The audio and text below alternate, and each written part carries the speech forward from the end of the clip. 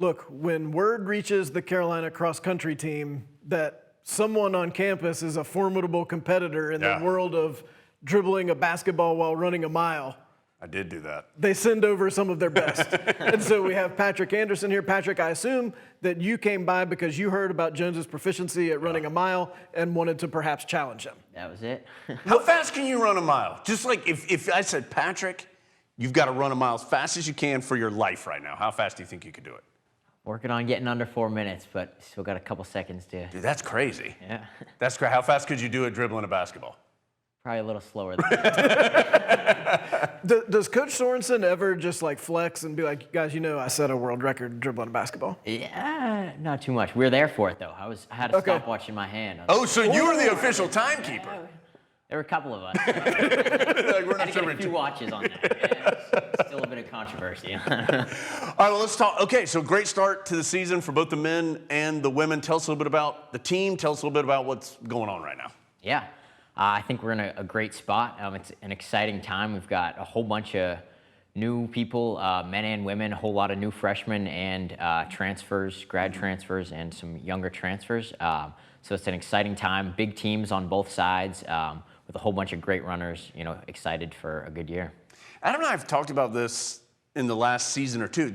It just feels like a program that's kind of slowly building and building and getting better and getting better and getting better. What has, as you've been on it and felt that, like what has allowed this to happen, you guys to continue to improve? Yeah, it definitely took a lot of change coming in with the whole staff, whole new coaching change. And it took a big culture change in terms of changing the way, guys on the team operated and thought. And then bringing in, we're now have 3 recruiting classes under the new coaches. I think that's changed a lot of the way the team thinks and operates. And then we've kind of, set these goals year by year to get to ultimately the bigger picture. What were some of the, sorry, Adam wants to ask you a question too, but what were some of those culture changes that you felt like needed to happen? Yeah, definitely just, how serious people took the sport, how good they wanted to be and what they wanted to get out of it. I think it took a lot of, change in terms of did people really want to run to compete well or just be on a college team. I think we're finally at a point where we have 25 guys who really want to build something and want to be on the best team in the country. At what point did you realize that change had occurred? What did you see that was different? Yeah, I think it's taken some time. I mean, there's got a lot of guys who left the team who didn't want that or weren't ready for that, guys who graduated, and guys who, kind of help along the way, even though they were never going to see what it would end up being. But now, this is my 3rd year here, and I think we've just helped each other, change how we wanted to think about it and act every day.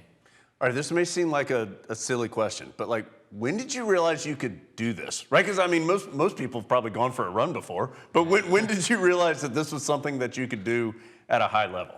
Kind of took till, middle or later high school. I ran and I was decent at it, but wasn't kind of at the level to come to a place like this until kind of the end of high school. I started running really well and knew that I could belong with the top guys. You're from Pittsburgh. What was it about the University of North Carolina that made you want to head south? Being a big-time school with a great program, and I'd actually talked to the coach beforehand, and once the whole coaching change left, I was, even more excited about what it could be and the whole shift in building a really big-time program here. What is a team dynamic like? I think we all, if you're an athletics fan, you kind of think about a football team or a basketball team or a field hockey team. How do you build team camaraderie when you're running? Right, that's a good question, and it's a totally different kind of sport because it's not something where you can have a couple talented guys and that's it. It's a sport where you have to have all your guys running their best and scrapping for the best every single day to be a good team. So it's just kind of having that idea that everybody on your team is fighting for everything because they're your teammate, no matter what, even though you're not right with them or playing a sport, you're not on the line right with them. When you're elite at something that many people feel like they can do, like a lot of people are like, oh, I run, but they don't understand like what you do. Do you have to deal with people always being like, we're basically the same, Patrick, you and I, I run, you run, we're doing the same kind of thing?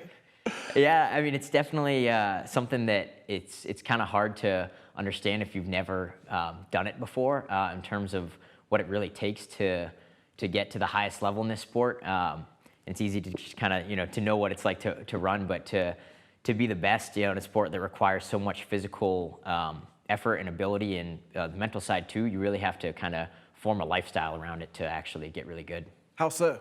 Like what lifestyle changes have you made that people would appreciate? Yeah, that's something that gets talked about on our team a lot because that's the harder part, right? You can show up to practice and you can do a workout, but then if you don't take care of the other things, if you're not taking care of your body or eating right or sleeping right, you kind of get all out of whack, and it doesn't matter how hard you train if you don't do any of that right. It kind of all comes out in the wash in a race. So it takes a lot to get a whole team on board with something like that. You have to be driven for a bigger picture kind of goal to form your lifestyle around that.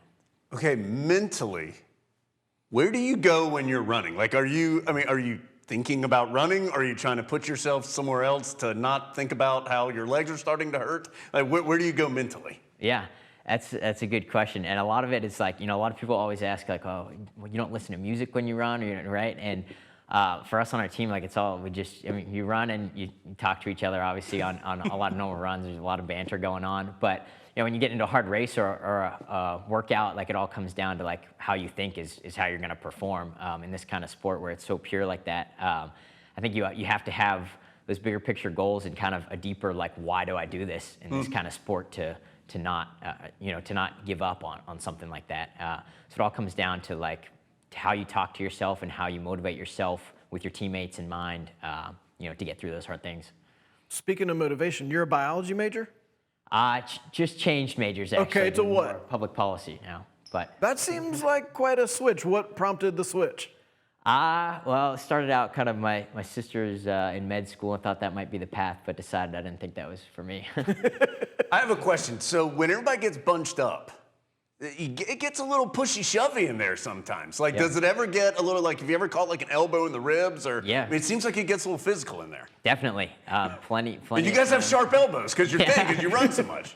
Yeah, definitely. Plenty of guys go down. We had I remember nationals last fall, 2 of our teammates went down. I remember one of them specifically. It was a big jumble in the back of a trail, and one guy fell in front of him, and he tripped up and went diving through the air, rolling in the dirt, and it's just get back up and keep moving. Try to, avoid that. But in big races where you got a couple hundred guys, all the best in the country, Sure. like that's gonna happen. Have you ever gotten lost on a race? Not since high school, thankfully. But you did in definitely high school. Couple of the small races in high school, I'd be leading the race, and if there wasn't a pace car or something, I'd turn down the wrong trail, and the whole race follows you. So how do you find out that you went the wrong way? Like, how is that broken to you? You're like, I should be finished by now, I think. Someone starts yelling at you to turn around. Do you have to apologize to everybody who followed you? Like, sorry guys, I was in front. You could have found a map. Yeah.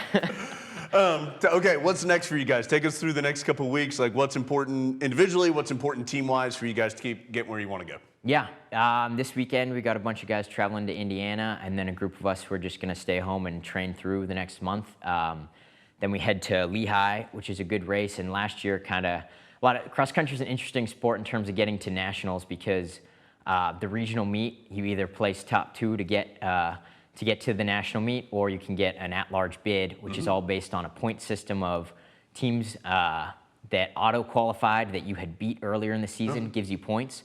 So there's a whole strategy in terms of where you want to go to race and teams you think will make it that you might be able to beat. So this Lehigh race last year was actually a key race for us to get an at-large bid and make it to nationals last year. So that should be good again, and then a couple more races before we head to regionals.